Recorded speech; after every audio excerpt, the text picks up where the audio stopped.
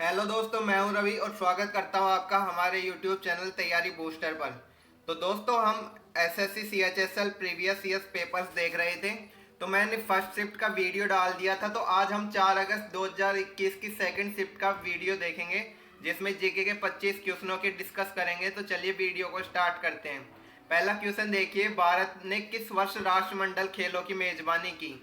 तो लास्ट में किस वर्ष की थी? तो 2010 में भारत द्वारा राष्ट्रमंडल खेलों की मेजबानी की गई थी। अगला क्वेश्चन देखिए, निम्नलिखित में से कौन सी एशिया की सबसे बड़ी खारे पानी की झील है? तो एशिया की सबसे बड़ी खारे पानी की झील चिल्का झील है, ध्यान रखिएगा, और ओडिशा राज्य में स्थित है। इसके अलावा देखिए, वोलर झील जो है वह जम्मू कश्मीर राज्य में स्थित है। लोकटक झील जो है मणिपुर में स्थित है, और पुलिकट झील तमिलनाडु में स्थित है। सारे क्वेश्चन इंपॉर्टेंट है, ध्यान रखिएगा।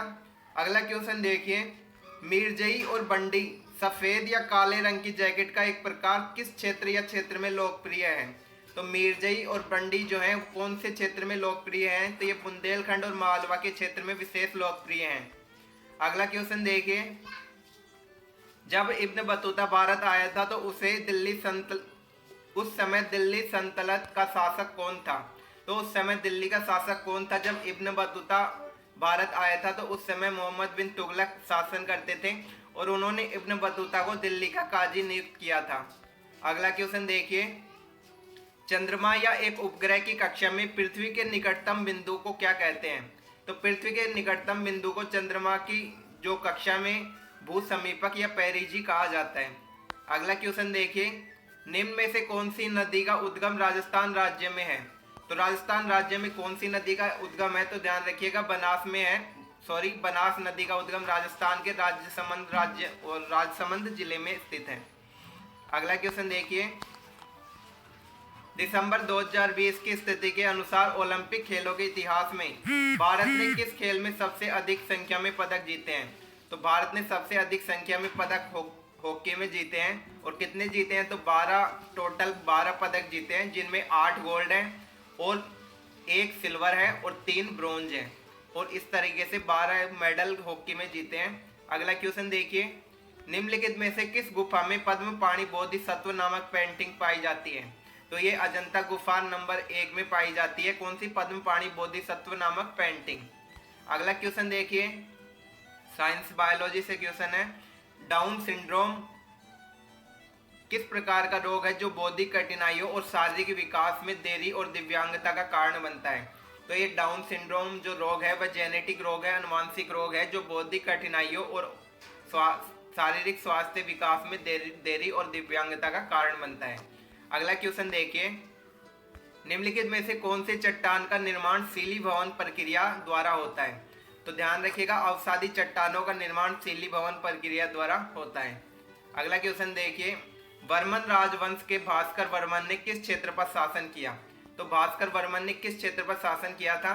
तो ये कामरूप जो क्षेत्र था उस पर शासन किया था भास्कर वर्मन ने, जो कि वर्मन राजवंश से संबंधित थे। अगला क्वेश्चन देखिए,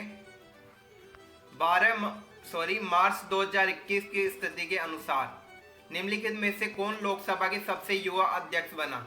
तो गंती मोहन प्रसाद मोहन चंद्र बालयोगी जो थे लोकसभा के सबसे युवा स्पीकर बने थे या युवा अध्यक्ष बने थे। और ये अटल बिहारी वाजपेयी की जो गठबंधन की सरकार थी उसमें सबसे युवा लोकसभा स्पीकर बने थे।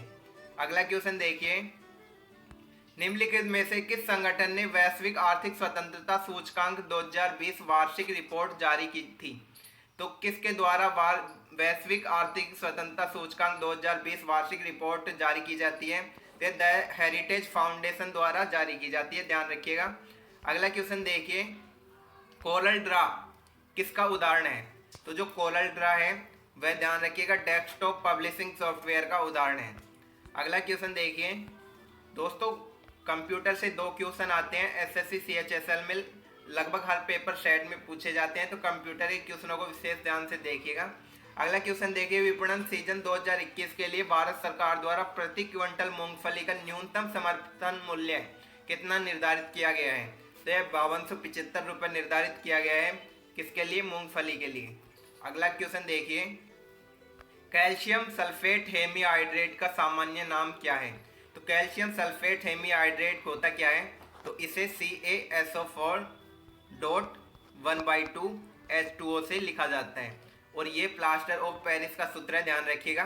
बैंकिंग सोडा का सूत्र क्या होता है? तो बैंकिंग सोडा का सूत्र सोडियम हाइड्रोजन कार्बोनेट होता है, ध्यान रखिएगा। Sodium hydrogen carbonate banking soda. सिरका में ध्यान रखिएगा एसिटिक अम्ल होता है और एसिटिक अम्ल का सूत्र क्या होता है? तो एसिटिक अम्ल का सूत्र CH3COOH होता है। और डिटर्जेंट पाउडर अलग अलग प्रकार के होते हैं, तो इसके सूत्र भी अलग अलग तरीके के होते हैं। अगला क्वेश्चन देखिए, कंप्यूटर स्क्रीन पर सभी प्रोग्रामों को मिनिमाइज करने और डेस्कटॉप को प्रदर्शित करने के लिए आप किस कीबोर्ड शॉर्टकट को दबाएंगे? तो इसका सही आंसर हो जाएगा विंडो+D। विंडो और डी को दबाने पर सभी प्रोग्रामों को मिनिमाइज किया जा सकता है और डेस्कटॉप को प्रदर्शित किया जा सकता है। अगला क्वेश्चन देखिए, क्वेश्चन नंबर 18, निम्नलिखित में से कौन सा धावन सोडा का उपयोग नहीं है? पहला क्वेश्चन, धावन सोडा का सूत्र क्या होता है? तो धावन सोडा का सूत्र क्या होता है? सोडियम कार्बोनेट Na2CO3, ध्यान रखिएगा ये इसका सूत्र होता है। तो सूत्र भी एग्जाम में पूछा जाता है। तो देखिए इसका उपयोग कौन सा नहीं है? तो इसका सही आंसर हो जाएगा फर्स्ट, यानी कि इसका उपयोग पेयजल में कीटाणुओं से मुक्त बनाने के लिए नहीं किया जाता है। तो ये ऑप्शन इसका गलत हो जाएगा, तो हमें नहीं पूछ रहा है, तो इसका सही आंसर हो जाएगा। बाकी इसके अन्य उपयोग देखिए, इसका उपयोग जल की स्थायी कठोरता को दूर करने के लिए किया जाता है और इसका उपयोग घरेलू उद्देश्यों के लिए क्लीनिंग एजेंट के रूप में किया जा सकता है और इसका उपयोग कांच, साबुन तथा कागज उद्योगों में किया जाता है। अगला क्वेश्चन देखिए, किसने 2020 में हरित पथ नामक मोबाइल ऐप को लॉन्च किया? तो हरित पथ नामक मोबाइल ऐप जो ऐप है वो किसके द्वारा लॉन्च किया गया? तो ये भारतीय राष्ट्रीय राजमार्ग प्राधिकरण द्वारा लॉन्च किया गया था, ध्यान रखिएगा। करंट से क्वेश्चन था वैसे। अगला क्वेश्चन देखिए, इनमें से किस देश ने 31 जुलाई से 16 अगस्त 2020 तक विश्व स्नूकर चैंपियनशिप 2020 का आयोजन किया? तो किस देश के द्वारा विश्व स्नूकर चैंपियनशिप 2020 का आयोजन किया गया? तो ये इंग्लैंड द्वारा किया गया था, ध्यान रखिएगा। अगला क्वेश्चन देखिए, भारत द्वारा परमाणु हथियार क्लस्टर के तहत परमाणु हथियारों के उपयोग पर प्रतिबंध से संबंधित संधि पत्र एवं परमाणु खतरे को कम करने संबंधित 2 प्रस्ताव प्रस्तुत किए गए थे। उन्हें 2020 में कहाँ किसके द्वारा स्वीकार कर लिया गया? तो ये संयुक्त राष्ट्र महासभा द्वारा इन दोनों प्रस्तावों को स्वीकार कर लिया गया। कौन कौन से प्रस्ताव थे? परमाणु हथियारों के उपयोग पर प्रतिबंध से संबंधित और परमाणु खतरे को कम करने के लिए। अगला क्वेश्चन देखिए, पुरस्कारों से क्वेश्चन है, 2020 में हार्वे जे अल्टर, माइकल न्यूटन और चार्ल्स एम राइस को किसकी खोज के लिए फिजियोलॉजी और चिकित्सा के क्षेत्र में संयुक्त रूप से नोबेल पुरस्कार से नवाजा गया? तो इन्होंने हेपेटाइटिस सी वायरस की खोज के लिए इन्हें नोबेल पुरस्कार से नवाजा गया था, ध्यान रखिएगा। अगला क्वेश्चन देखिए, भारतीय संविधान के किस अनुच्छेद में निम्न का वर्णन है? क्वेश्चन को मैं थोड़ा मिनिमाइज कर लेता हूं ताकि अच्छे से दिखे। तो देखिए, राष्ट्रपति की सहायता करने या उसका सलाह देने के लिए मंत्री परिषद होगी, उसका प्रमुख प्रधानमंत्री होगा। राष्ट्रपति द्वारा मंत्री परिषद की सलाह के अनुसार अपने कार्यों को निष्पादित करेंगे। तो ये किस अनुच्छेद में कहा गया है? तो इसका सही आंसर होगा अनुच्छेद 74 फर्स्ट। अनुच्छेद 74 फर्स्ट में मंत्री परिषद के बारे में बताया गया है। अगला क्वेश्चन देखिए, HDFC बैंक CEO और प्रबंधक निदेशक के रूप में अक्टूबर 2020 में किसने कार्यभार संभाला? तो HDFC बैंक और CEO और प्रबंध निदेशक के रूप में किसने संभाला है पदभार? तो ये शशिधर जगदीशन ने संभाला है।